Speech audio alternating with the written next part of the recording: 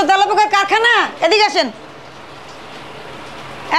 এই ম্যানেজার কই? ম্যানেজার দাঁড়ান, এদিকে আসেন। এটার মধ্যে কি? এই একটাই লাইট, আর কোনো লাইট নাই? হ্যাঁ, তো পোকা তেলাপোকা পড়লে কি আর কিছু দেখা যাবে? দেখতে পাবেন? হ্যাঁ, ফ্রিজটা খুলতে বলেন। এই তো তেলাপোকার কারখানা, এদিকে আসেন। এই ম্যানেজার কই? ম্যানেজার দাঁড়ান, এদিকে আসেন। শুনেন, আপনার রেস্টুরেন্ট টাইলস করা না থাকলে সমস্যা নাই, কিন্তু এগুলো কি? এগুলো কি? নাড়া দেন, আসেন। আপনি নিজেই এটা করেন, আবিষ্কার করেন। এদিকে আসেন, দেন, নাড়া দেন। কি দেখা যাচ্ছে এগুলো? আরে আপনি এদিকে আসেন। হ্যাঁ, দেন, নাড়া দেন।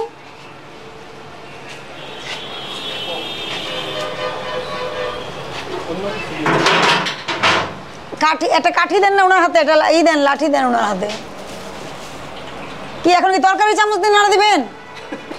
এইরকম তেলাপোকা যদি থাকে, আর এই পাশে যদি আপনার এভাবে খাবার রাখেন, আপনি তেলাপোকা এই খাবারের মধ্যে গেলে আপনার খুঁজে পাওয়ার সম্ভাবনা আছে কিনা? আপনার তরকারির যা রং, তেলাপোকার একই রং। আপনার তরকারির যা কালার, তেলাপোকার একই কালার। বলবেন যে পেঁয়াজ ভাজা হয়ে গেছে, নাড়া দেন, বাড়ি দেন। আর ওই স্টিলটার মধ্যে দেন। হ্যাঁ, এটা কি অবস্থা দেখেন। একটা খাবারও ঢেকে রাখছেন, সামনে দিয়ে মনিটরিং হয়, আপনি সামনে রেখে খাবার ঢেকে রাখছেন। আর এখানে তেলাপোকার ফ্যাক্টরি, খাবার ঢেকে রাখেননি। এই ফ্রিজটা খোলো। এই যে তেলাপোকা, এই যেগুলির মধ্যে, এই থালা বাসনের মধ্যে, সব জায়গায় দেখি, খোলো। এই যে কাঁচা খাবার, আর এটা কি রান্না করা? এটা কি তেলাপোকা মিক্স থাকলেও বোঝার কোনো উপায় নাই, কারণ সব কালো।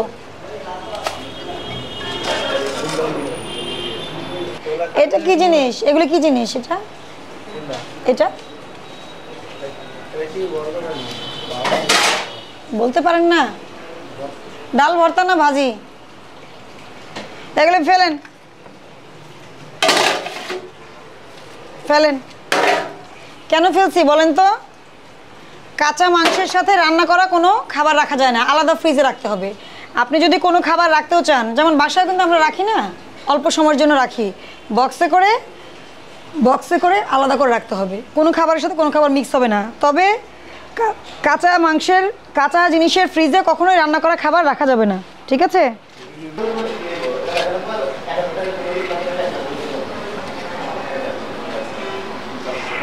কোনটা যে পেঁয়াজ ভাজা আর কোনটা যে তেলাপোকা ভাজা, এটা তো বোঝার কোনো উপায় নাই এই রেস্টুরেন্টে। এই যে তেলাপোকা, এই যে তেলাপোকা বেরোচ্ছে, এই যে এখান থেকেও বেরোচ্ছে। এই যে পেঁয়াজ রাখছে এখানে, যা রান্নার পেঁয়াজ, দেখি। এখন আপনার মাছি মরে পড়ে থাকবে, পোকা মরে পড়ে থাকবে, এটা উঠে দেওয়ার দায়িত্ব কার? আমাদের। হ্যাঁ, তাহলে আপনি এইভাবে যদি আপনি বিজনেস করেন, চলবে? কবে ছাড়বেন দোকান? কবে ছাড়বেন? আপনি রেস্টুরেন্ট ব্যবসার জন্য উপযুক্ত না। সেটা কবে? হ্যাঁ, এটার মানে কি আপনি অপরিষ্কার অপরিচ্ছন্ন তেলাপোকা যুক্ত খাবার খাওয়ালে কি এটা দিয়ে মাপ হবে? সেটা বলেন। আপনি বিল দিয়ে আপনি মার্কেট থেকে চলে যান। আপনি রেস্টুরেন্ট চালানোর মতো নিরাপদ খাদ্য আপনি মানুষকে খাওয়ানোর মতো যোগ্যতা আপনার নাই। আপনি দোকানটা বন্ধ করে দিয়ে চলে যান, আপনার করতে হবে না দোকান। আমি বোঝাতে পারছি আপনাকে? নিরাপদ খাদ্য যদি আপনি তৈরি করতে পারেন তাহলে খাওয়াবেন। আপনার মূল্য তালিকা নাই, আপনার এখানে তেলাপোকার কারখানা, আপনার ফ্রিজের ভিতরে পর্যন্ত তেলাপোকা। আপনার জন্য রেস্টুরেন্ট বিজনেস না। শোনেন, আমাদের তাকান। আপনাকে তো লক্ষ টাকা ফাইন করলে তো কোনো লাভ নেই, আপনি তো খাবার তৈরি করতে পারবেন না। আপনি এই বিজনেস আর করবেন না। কি করবেন? আর করবেন? কবে ছাড়বেন? 3 মাসের পরে চুক্তি শেষ। 3 মাসের মধ্যে এটা উঠায় ফেলেন, এটা 1 সপ্তাহের মধ্যে উঠায় ফেলে এটা গোডাউন বানায় ফেলেন, মুদি দোকান বানায় ফেলেন।